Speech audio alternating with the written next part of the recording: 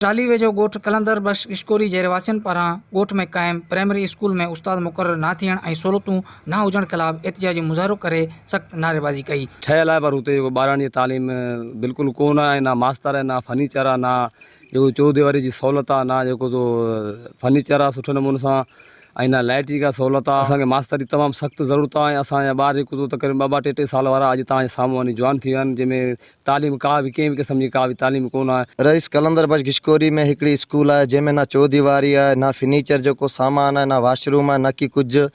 त असांजे सरदार अली शाह खे इहा ई गुज़ारिश था करूं, बराए महिरबानी हिन स्कूल खे 4 साल थिया आहिनि बंदि थी वई आहे, त बराए महिरबानी हिन स्कूल में मास्टर ॾिनो वञे, जीअं त नंढड़ा ॿारड़ा गुलाब जा गुल पखिड़ियल आहिनि त उहो ख़ुशबू ॾियणु शुरू थी वञनि। ॻोठ कलंदर बख्श किशकोरी में जेका असांजी क़ाइमु कयल स्कूल जेके ग़ालिबन 5 साल जो अरसो थी वियो आहे, चौदीवारी बि मुकमल कोन्हे, पाणी जी सहूलियत बि मुकमल कोन्हे, ऐं मेन जेका असांजी बुनियादी ॻाल्हि आहे उहा आहे मास्तर जी।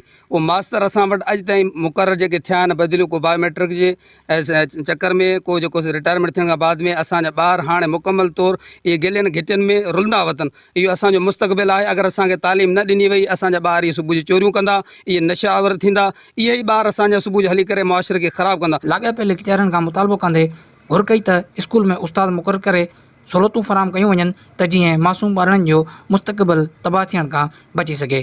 कैमरा टीम सां गॾु एजाज़ ख़ान किशकोरी, सिंध TV न्यूज़, टाली।